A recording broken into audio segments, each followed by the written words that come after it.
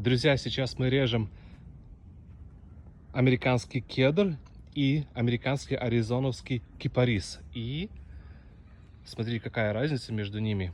Вот это красный кедр имеет сумасшедший сильный запах, приятный довольно запах. И вот сам кипарис. Кипарис тоже имеет очень классный, приятный запах, но послабее, но очень приятный. Он более желтый, а этот более бордовый, красный. Вообще красивый. И это тоже кипарис, только что разрезанный.